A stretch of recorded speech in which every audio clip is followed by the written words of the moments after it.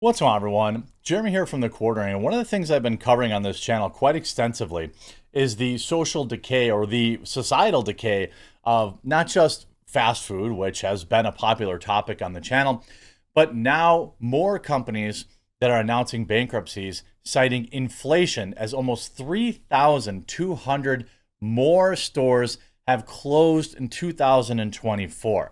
Now, a lot of people feel like they know exactly why this is. It's obviously a combination. I think when we talk about fast food, McDonald's, and all this other stuff, it's more than just them being, it's more than just inflation. It's also a combination of corporations refusing to take less money.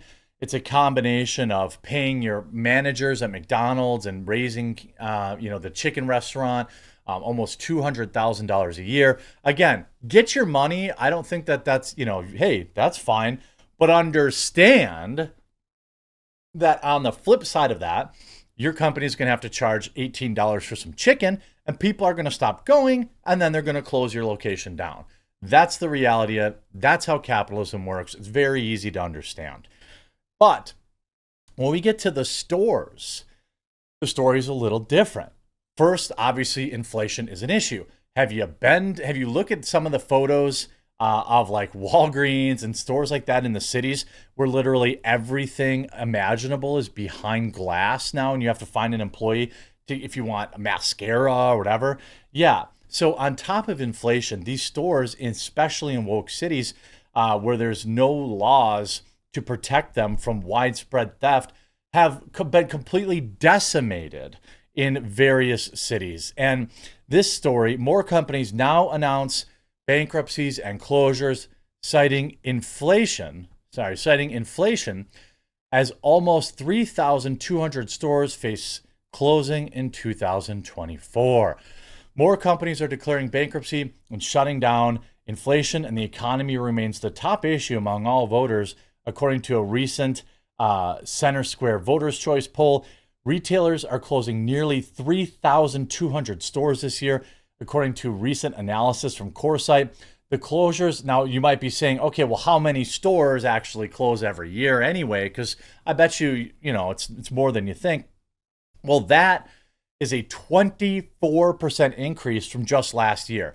And really, nothing has changed in the past 2 years. If we went and we looked at the lockdowns, for example, and how closures were there. There were, tens of thousands, maybe more, restaurants and local mom and pop shops that never survived it. I had a place where I used to get my lawnmower repaired. They didn't survive it. I had a small little breakfast restaurant in my town. They didn't survive it. Of course, McDonald's was allowed to be open because they were essential. Walmart was allowed to be open. Target was allowed to be open because they were essential, which is, of course, nonsense.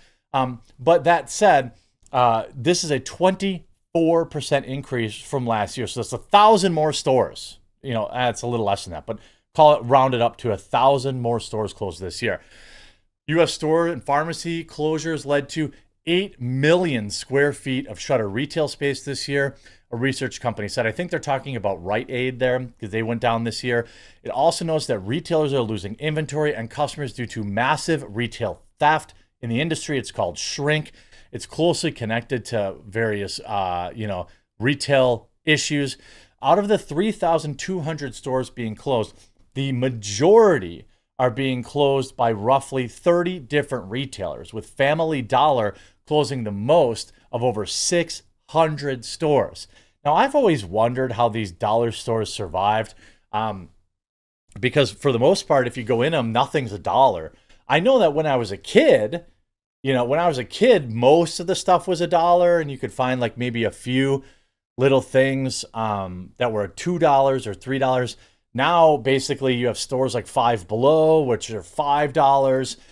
When you're talking about inflation and you're talking about stores that probably have, extremely thin margins, it's no surprise to me that, the dollar store and these like low margin, high volume type stores are getting pushed out. Of all of its 148 workers laid off the 1st of September, Tupperware is the latest to announce it's permanently closing its last operating production plant in the United States, in Hemingway, South Carolina. All of its 148 workers will be laid off in the 1st of September, and it's going to move to Mexico. Remember when that last guy, the orange guy, he made he made it difficult for companies to move. He made it extremely financially difficult to take away American jobs. But that's neither here. Remember all those mean tweets though? Teen retail chain Rue 21 also filed for bankruptcy last month, announcing it was closing 540 of its stores. The Pittsburgh-based retailer was in $200 million worth of debt and is laying off all 5,000 employees because of underperforming retail locations, inflation, and macroeconomic headwinds. The California-based retail chain 99 Cents Only filed for bankruptcy in April. The last several years have presented significant and lasting challenges in the retail environment. The LA Times reported closing all 371 of its stores. Other stores closing this year included CVS Health, 7-Eleven, Rite Aid, Express, Walgreens, Boots Alliance, Macy's, The Body Shop, Soft Surroundings, Burlington Stores, Foot Locker, Carter's Big Lots, Dollar General, Abercrombie, Big Lots, Best Buy, and others, according to CoreSite analysis. Now, of course, stores in general will close. I mean, neighborhoods go downhill, stores leave. We can look at, for example, California as a great example of a city that has store closures, but it's probably not necessarily economic related so much as they literally can't let people walk into their store and fill up garbage bags worth of product and walk out. You can only allow that to happen so many times. Communist people like Hassan will tell you that retail theft doesn't affect the price of consumers, but we all know that's insane.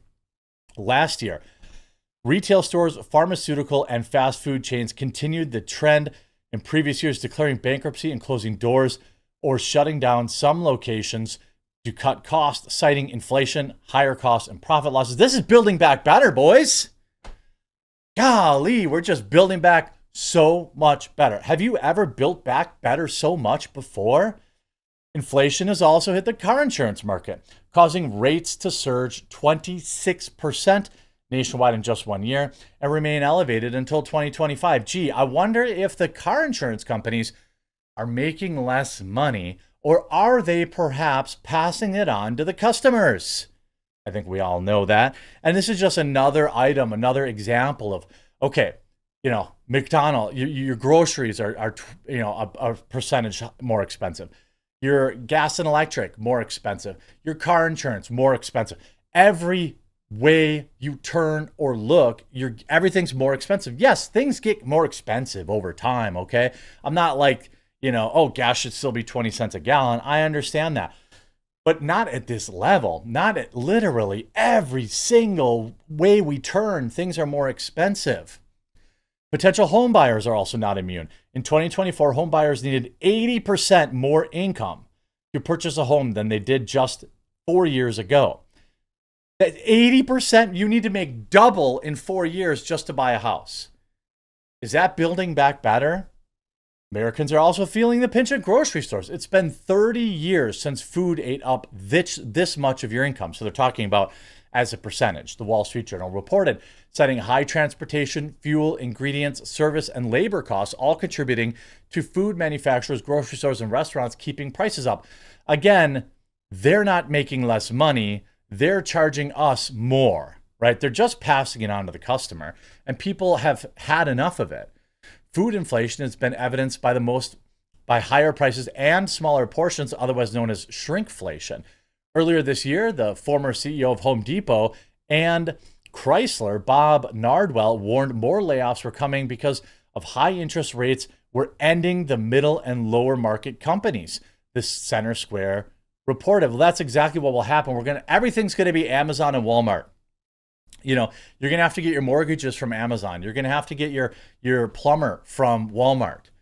One key indicator of economic health is consumer spending. And while it hasn't slowed, warning signs are there because it's largely being financed by debt, economists have explained, and consumers are also struggling to pay it off.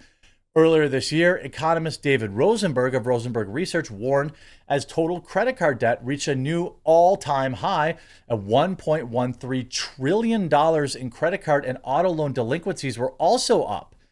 As far as consumer credit is concerned, the default cycle isn't merely looming, it's arrived, he wrote in an economic report. According to the recent Center Square's voter poll, conducted in conjunction with Noble Predictive Insights, inflation/price increases, 45%, and economy/jobs, 24%, are top concerns among voters. Inflation is a high-ranking issue among Democrats and Republicans and true independents. David Byler of Noble Predictive Insights wrote, every political group thinks this matters. Yeah, but is anybody actually doing anything about it? Is anybody actually doing anything? Rite Aid, another 12 stores. You could see this McDonald's drive-through employee really gets mad at unhappy customers, they're not hiring the rest. You telling me that somebody who's going to try to, send some lead in your direction really needs to be making $30 an hour? I mean, I don't understand.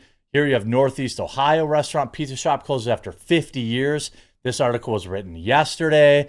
Restaurant opened in Kansas City location right before the coup is now closing on Sunday. This was written yesterday. Forbes talks about site closings. Red Lobster, we already talked about, closing 100 plus locations. I mean, this is not just a blip in the radar. This is a trend. This is a fact. This is a reality. And it's not just terrible economic policies and printing money ever since the year 2000, or since the coup, really. I mean, imagine, what Americans might do with a little less money flying overseas, or a little less entitlement programs, or a little less, all this stuff that we could be doing, we're not doing. Instead, our president, in a desperate bid to stay in power, is trying to forgive student loans and print trillions of dollars to do that. I mean, give me an absolute break. People have had enough, and the situation is only going to get worse. I hope you were informed by this video. If you were, please do leave a like on it. If you haven't yet, please subscribe down below or follow, and we'll talk to you again real soon.